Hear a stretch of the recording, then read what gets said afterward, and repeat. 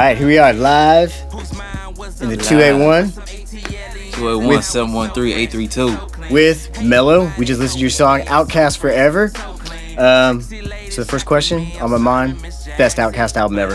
Go. Best Outkast album? Which one? Southern Playlist of Cadillac Music. Really? And you're going with that I one? have a soft spot with Love Below. Love Below? Speaker and Box. Speaker Box. So how tight are those together? Because I get in arguments with people all the time. People like Aquemini.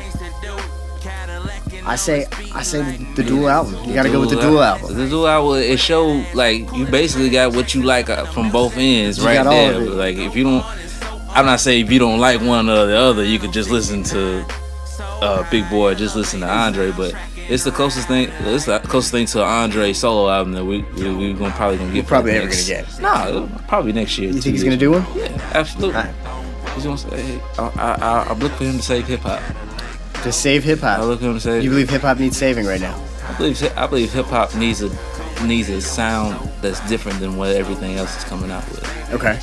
I believe even when he's on records, like when he does features, he sounds different than everybody else on the track. Yeah, he pretty much kills tracks. Yeah, and he knows he's a murderer. I think that's it's that anticipation of him knowing that I kill stuff. Right. We're gonna have to. Yeah, we wait on him. Where's your inspiration come for a track called Outkast Forever? Well, I heard. I'm gonna be honest. I heard a Drake track, the Drake track called Wu-Tang Forever.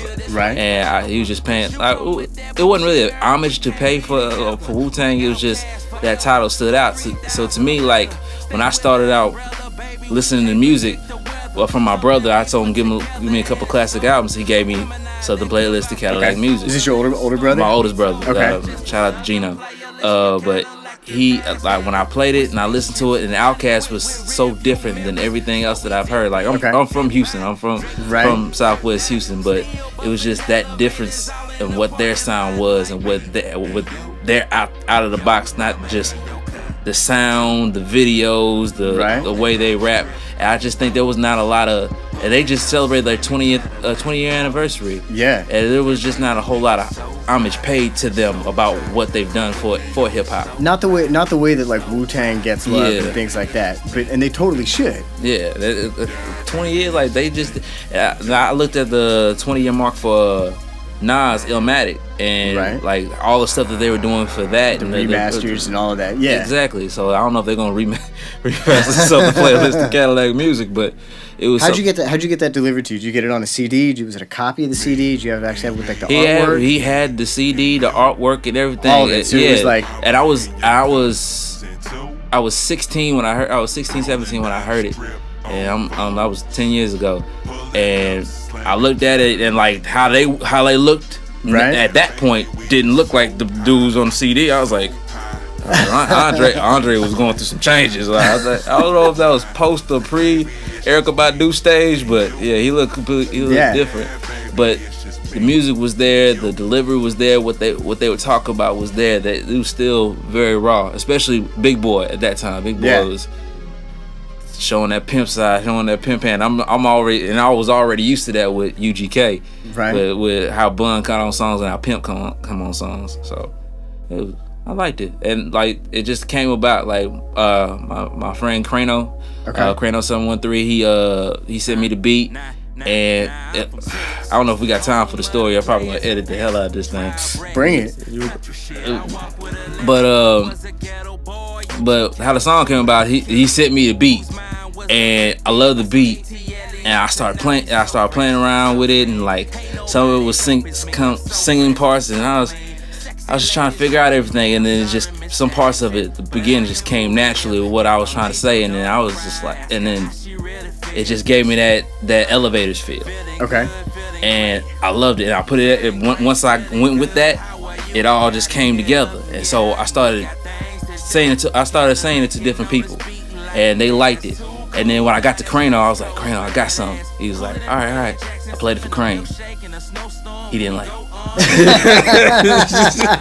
He's like, he said it's cool, but it's not what I expected you to do. I expected you to do to kind of flip it with the verses and go more faster with it. I was like, I don't know. So like in all honesty, Outkast Forever was probably not going to be made, but it was just but every time I played it for somebody, they was did he warm up to the idea though? Did he eventually? He eventually warmed up to the idea. We came to Barron's, and I brought him with me to Barron's to record the song.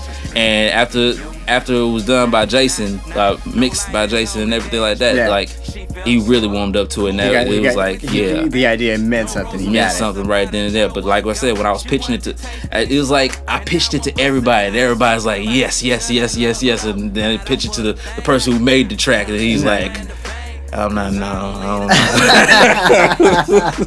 I don't know. I was expecting something else, but and then right when it was made, I didn't want to say I told you so, but I looked at him like, you gave him a little look. Yeah, you gave him a little look. And then when I heard it was looked at for the podcast, I was like, all right, awesome. Because this is like a 1 year anniversary of me being on the podcast last year, and I just put Outkast veteran.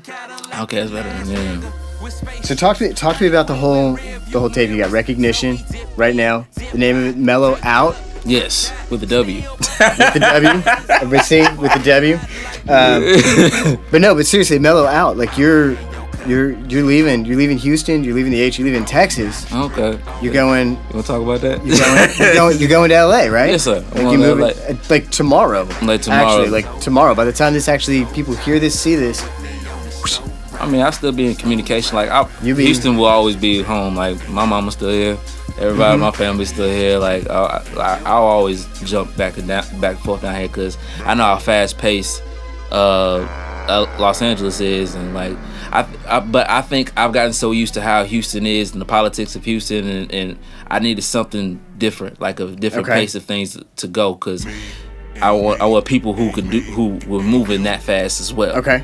So I figure a change of pace, change of scenery for a little bit will probably do best for me and see what a different sound is. Because I like I said, this project was called Recognition. I was always in the back burner with things where people who knew me, I was good, but I want other people to see me as well. People in my circle was like, okay, yeah, he's good. He's one of the better people out here, but nobody else knows that. So if more, I want more than just my block or just my closeness of friends to know that. Right. And so I'm saying, so this is why it was called Recognition. Like my first project, every project I do has all been for motivation. Like my project before I made this was called Will Do Attitude, where I was just like, you know what, I'm going to do this. I'm going to show people. I'm going to be out there. I'm going to network, and I'm going with the flow as I go. I'm not perfect, but I know that networking is important. Showing your face is important. Showing support is important, especially with people. You're a fan of people, but they might be going through something like, man, am I doing the right thing or am I going okay? You be like, you see a retweet of a song that you just put out, or somebody just did it off a whim. They didn't have to ask you to do it. Right. You just be like, I heard this song today, and I love it. And I played it 3 times, and when you get that feedback, you're like, okay, people are listening. People are paying attention. Yeah. So you keep going. Man, Mellow, it has been a pleasure. You've been working at Barron for a long time now. It's been a real honor for everyone here at the studio that's gotten to work with you. It's been a real pleasure to see you grow as an artist from way back in the day. I'm trying to think of the first song we did together.